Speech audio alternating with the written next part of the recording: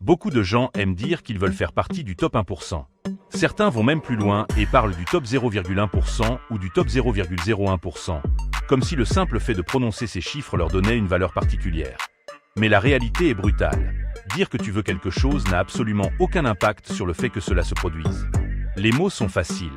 Les intentions sont confortables. Elles ne coûtent rien. Elles ne demandent aucun sacrifice. La réussite, la vraie, ne vient jamais de ce que tu dis vouloir.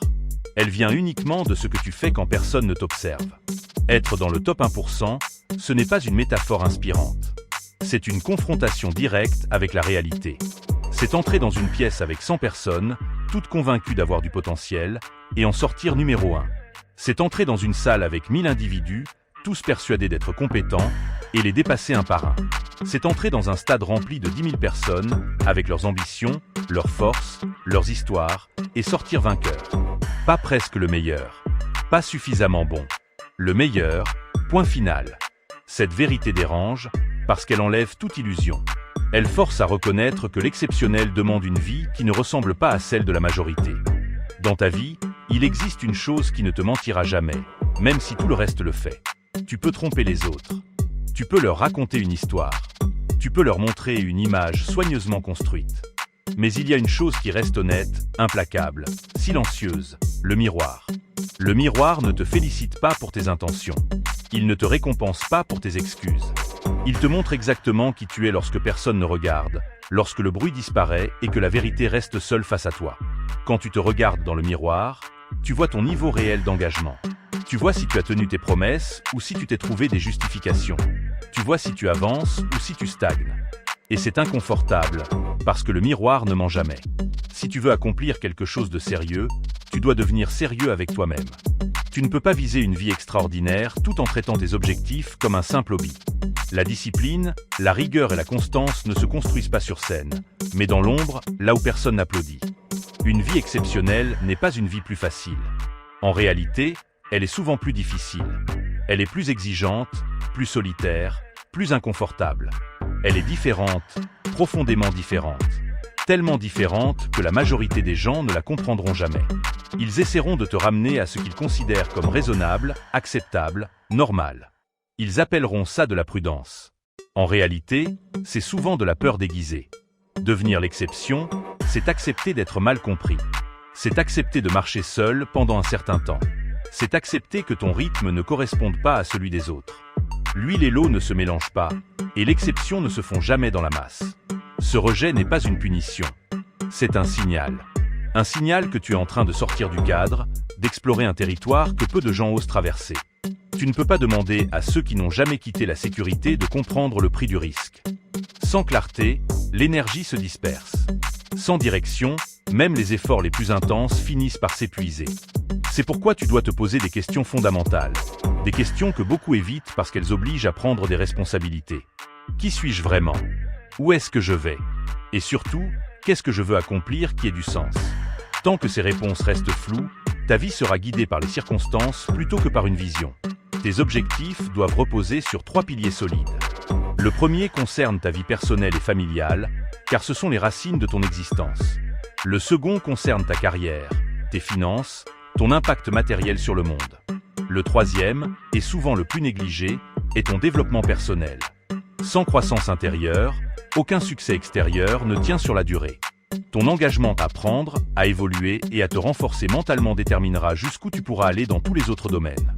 Ce rêve que tu portes en toi, celui que les autres trouvent irréaliste, excessif ou même ridicule, n'est probablement pas là par hasard. Les rêves capables de transformer une vie ne sont presque jamais logiques. Ils défient la raison commune et bousculent les limites que la société impose. La peur que beaucoup appellent réalisme est souvent une excuse confortable pour rester là où l'on se sent en sécurité. Avoir du courage ne signifie pas ne pas avoir peur. Cela signifie avancer malgré la peur. Cela signifie choisir ce qui t'anime profondément plutôt que ce qui rassure temporairement. Ne te compare pas aux autres, car ils ne vivent pas avec tes capacités, tes blessures, ton histoire et ton potentiel. La seule comparaison honnête est celle avec la personne que tu étais hier. Si tu avances, même lentement, tu es déjà en train de gagner. La vie obéit à une règle simple et implacable. Ce que tu y investis, tu finis par le récolter. L'échec n'est pas une injustice personnelle, ni une preuve que tu n'es pas fait pour réussir. Il fait partie intégrante du processus. Le conflit, la difficulté et la résistance ne sont pas des signes que tu dois faire demi-tour. Ils sont souvent la preuve que tu avances dans la bonne direction. Sans échec, il n'y a pas de croissance. Sans adversité, il n'y a pas de force. La question n'est pas de savoir si tu vas tomber, car tu tomberas. La vraie question est de savoir si tu es capable de te relever encore et encore, même lorsque tu doutes de toi-même. C'est dans ces moments que le caractère se forge, loin du confort et des certitudes. La vraie fin se mesure à une chose, l'urgence. Pas demain, pas plus tard. Maintenant. Beaucoup de gens disent vouloir changer leur vie, mais leurs actions racontent une autre histoire. Si ce que tu dis vouloir et ce que tu es prêt à faire ne sont pas alignés, alors ton désir n'est qu'une illusion. Chaque journée est une opportunité unique. Chaque journée sans action consciente est une occasion perdue. Les personnes qui réussissent n'attendent pas que tout soit parfaitement en place. Elles entrent dans l'inconnu avec ce qu'elles savent et apprennent en chemin. Tu n'as pas besoin de tout comprendre pour commencer. Tu as seulement besoin de comprendre assez pour faire le premier pas. L'action crée la clarté, jamais l'inverse. La bataille la plus importante de ta vie ne se déroule pas dans le monde extérieur, mais dans ton esprit. Chaque pensée que tu laisses entrer influence tes décisions, tes émotions et tes actions. Tu dois devenir le gardien vigilant de ton mental, car tout ce qui entre façonne ton avenir. Les doutes, les peurs et les croyances limitantes peuvent te paralyser bien plus efficacement que n'importe quel obstacle extérieur. Tu n'as pas été placé sur cette terre pour être moyen, interchangeable ou invisible. Tu as reçu des talents, des capacités et une vision pour une raison précise. Mais sans discipline, sans habitude solide et sans constance, même le plus grand potentiel reste inutilisé. Ce sont les petites actions répétées chaque jour qui transforment une vision floue en une réalité tangible. Rien dans cette vie n'est garanti. Pas même demain. Pourtant, beaucoup vivent comme si le temps était infini.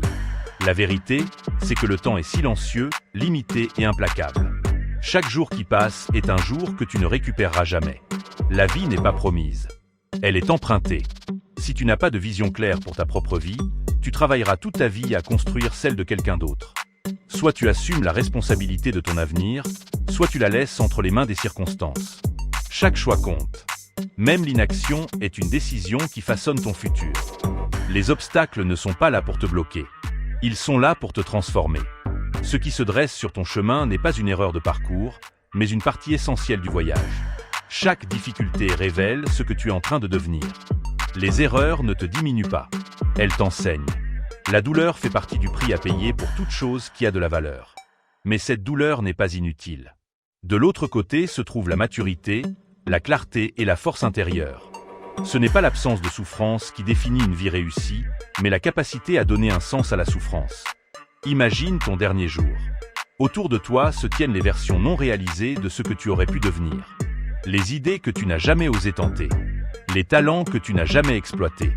Les décisions que tu as repoussées par peur ou par confort.